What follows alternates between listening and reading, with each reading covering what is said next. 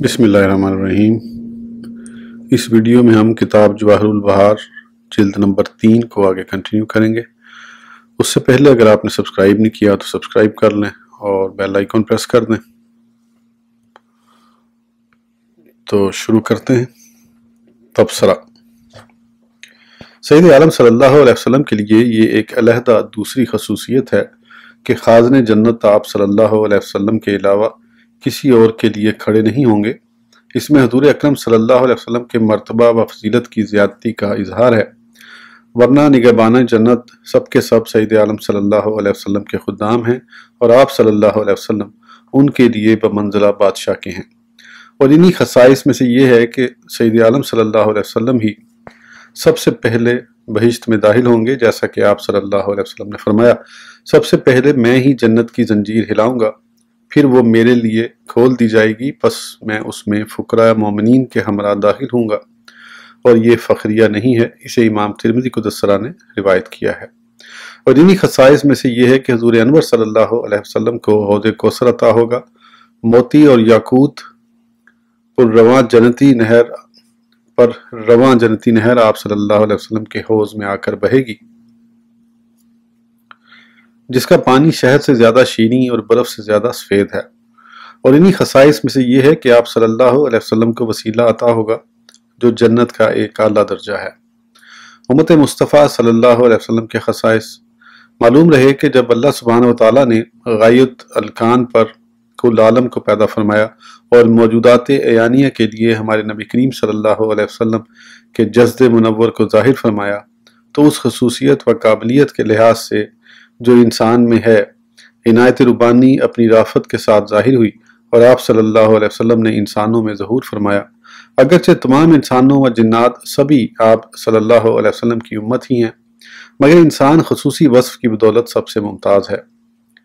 اسی لیے انسانوں میں سے آپ صلی اللہ علیہ وسلم کی امت کو سب سے بہترین بنایا، جیسا کہ فرمایا، کنتم خیر امت اخرجت للناس، تم بہتر ہو ان سب امتوں میں جو لوگوں میں ظاہر ہوئیں۔ اور اس کو احکام میں اجتہادی قوت عطا فرمائی، یہی وجہ ہے کہ امت مسلمہ اپنے اجتہادی احکام کے مطابق بھی عمل کرتی ہو۔ پیغمبروں میں سے جو بھی اس امت کے نبی کریم صلی اللہ علیہ وسلم کے بعد ان کا زمانہ پائے گا، جسے حضرت عیسیٰ علیہ السلام یا انہی کے زمانے میں موجود ہو، جیسے حضرت خضر علیہ السلام، تو وہ شرعی حکم وہی نافذ فرمائیں گے جو اس امت میں حضرت محمد رسول اللہ صلی اللہ علیہ وسلم نے کوئی شرعی حکم دے دیا۔ حضرت عیسیٰ علیہ السلام اپنی شریعت کے پابند نہ تھے، اسی لیے جب حضرت عیسیٰ علیہ السلام نزول فرمائیں گے تو وہ ہمارے ہی نبی نافذ فرمائیں گے۔ رہی بات کہ آپ صلی اللہ علیہ وسلم کو شریعت اسلامیہ پر واقفیت کیسے حاصل ہوگی، تو یہ واقفیت یا تو بذریعہ الہام ہوگی یا روح محمدی صلی اللہ علیہ وسلم پر اطلاع پانے کی بدولت، یا جیسے بھی اللہ جل مجدہ چاہے۔ چنانچہ آپ علیہ السلام سید عالم صلی اللہ علیہ وسلم سے وہی شے اخذ فرمائیں گے جس کا حکم آپ صلی اللہ علیہ وسلم اپنی امت میں فرمایا کرتے تھے۔ حرام و حلال کے بارے میں اسی شے کا حکم فرمائیں گے جس کا حکم ہمارے نبی کریم صلی اللہ علیہ وسلم نے دے دیا، اور وہ شریعت آپ کے وقت رسالت و دولت کے وقت تھی، اس کا حکم نافذ نہیں فرمائیں گے، کیونکہ آپ علیہ السلام ہمارے نبی کریم صلی اللہ علیہ وسلم کے تابع ہیں۔ مذکورہ الصدر مسئلے پر حضرت حکیم ترمذی رضی اللہ عنہ نے کتاب ختم الاولیاء میں نشاندہی فرمائی ہے، اور انہی سے نقل کرتے ہوئے عنقائے مغرب کے مصنف نے بھی وضاحت کی ہے، اور اسی طرح شیخ سعد الدین تفتازانی قدس سرہ نے شرح عقائد نفسی میں تصریح فرمائی ہے، بائے ہمہ آپ سب لوگوں کے امام ہوں گے، اور تمام افراد کی امامت فرماتے ہوئے امام مہدی رضی اللہ تعالیٰ عنہ بھی آپ ہی کی اقتداء فرمائیں، کیونکہ آپ علیہ السلام پیغمبر ہونے کی وجہ سے امام مہدی رضی اللہ عنہ سے افضل ہیں، لہذا آپ علیہ السلام کا امام بننا زیادہ سزاوار ہے۔ ازالہ شبہ۔ حضرت عیسیٰ علیہ السلام اگرچہ امت محمدیہ صلی اللہ علیہ وسلم میں رسول اللہ صلی اللہ علیہ وسلم کے نائب و خلیفہ ہیں، لیکن آپ اپنی نبوت و رسالت کے لحاظ سے بدستور نبی کریم اور رسول معظم ہی ہوں گے۔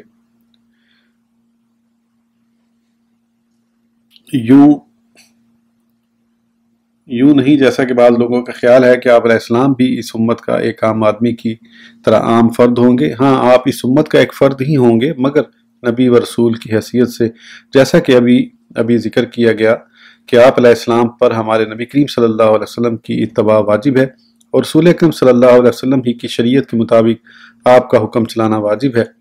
مطلب یہ ہے کہ خلافت و نیابت کی بنا پر آپ منصب نبوت و رسالت سے معزول نہیں ہوں گے۔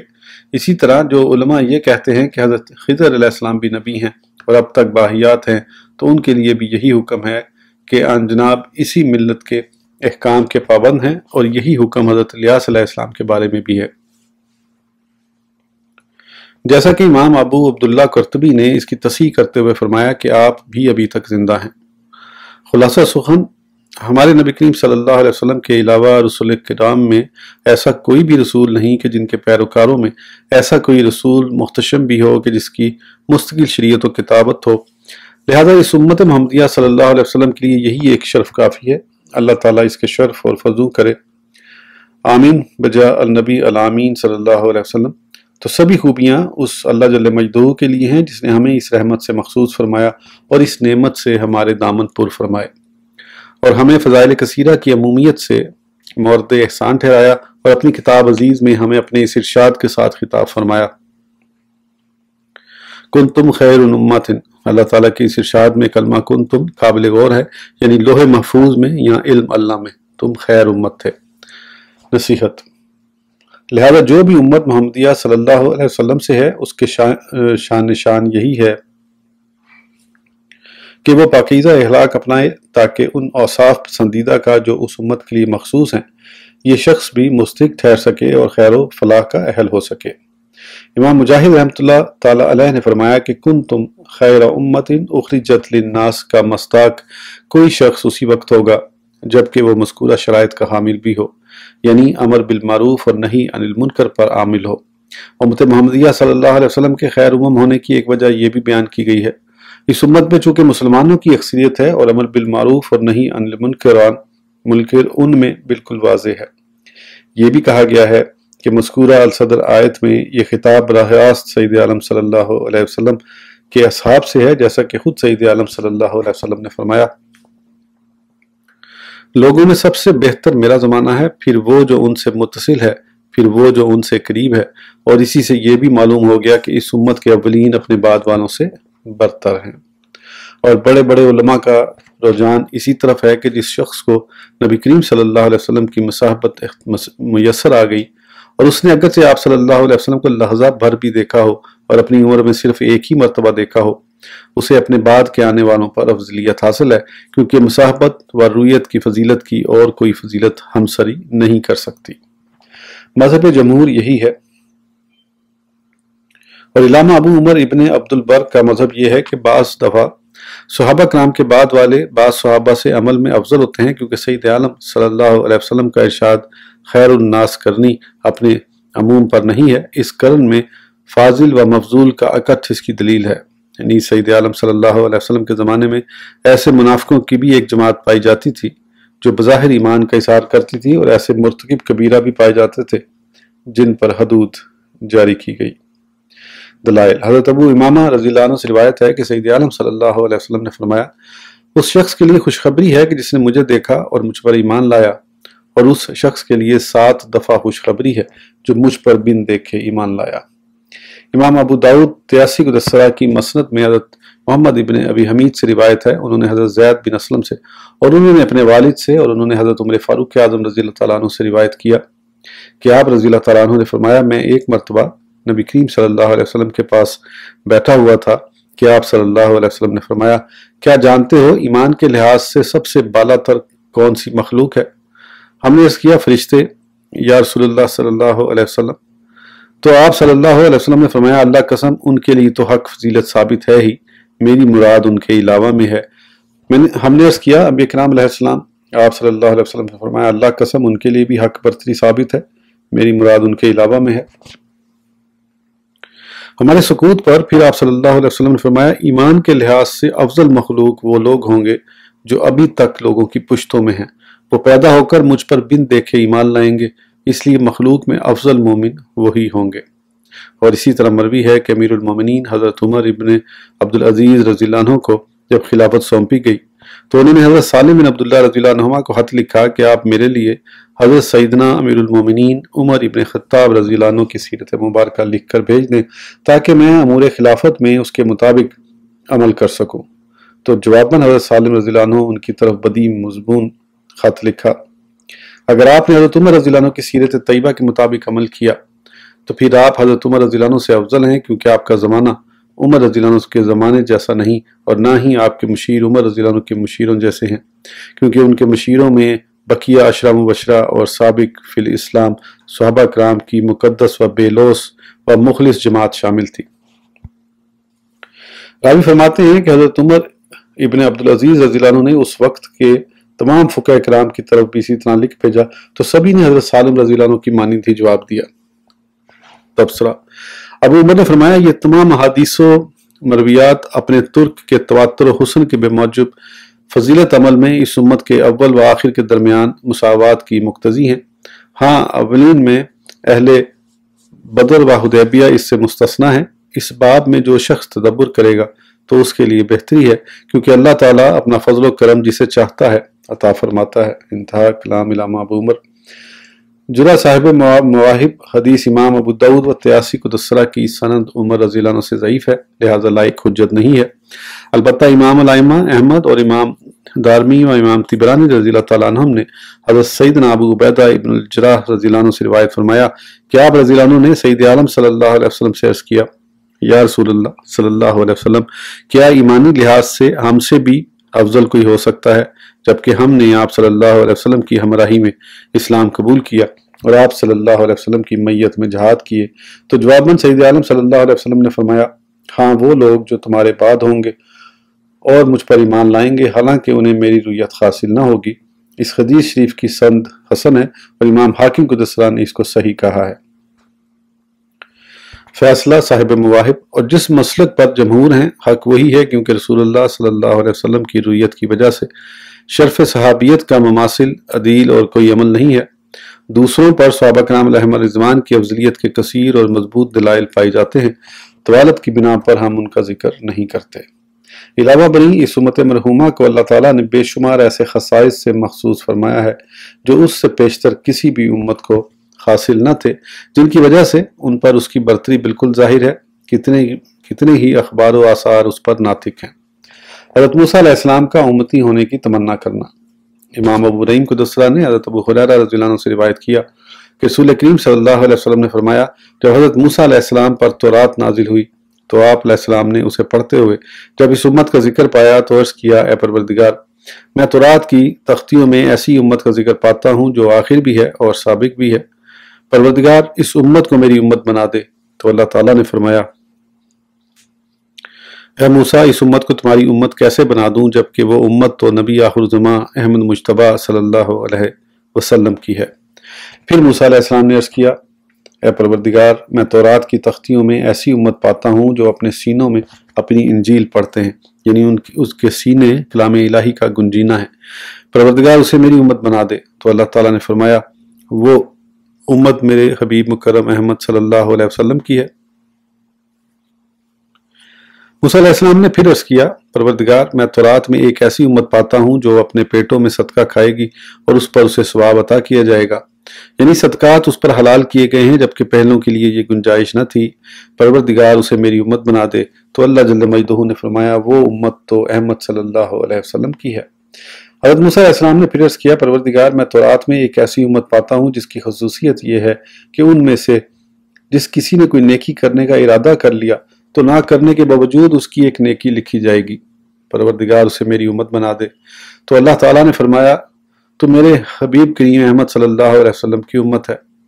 हज़रत मूसा अलैहिस्सलाम ने फिर अर्ज़ किया, परवरदिगार, मैं तौरात में एक ऐसी उम्मत पाता हूँ कि जिसकी सिफ़त ये है, उनमें से जब किसी ने बुराई का इरादा किया तो वो बुराई सिर्फ उसके इरादे पर न लिखी जाएगी, और अगर बदी का इर्तिकाब कर लिया तो सिर्फ एक बदी लिखी जाएगी। परवरदिगार, उसे मेरी उम्मत बना दे। तो अल्लाह जल्ल मजदूहू ने फरमाया, वो तो अहमद सल्लल्लाहु अलैहि वसल्लम की उम्मत है। हज़रत मूसा अलैहिस्सलाम ने फिर अर्ज़ किया,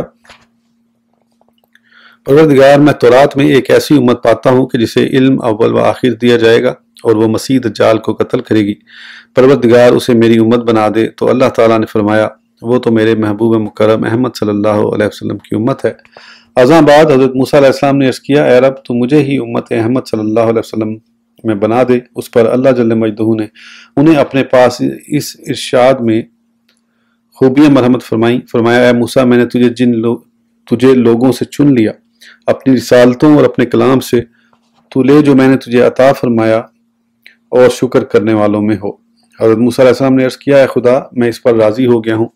واضح رہے کہ آیت مبارکہ میں الناس سے مراد وہ لوگ ہیں جو آپ کے وقت میں موجود تھے، علی نبینا علیہ السلام، ورنہ یہ مطلب نہیں کہ آپ علیہ السلام کا انتخاب سارے ہی جہاں کے لوگوں پر ہے۔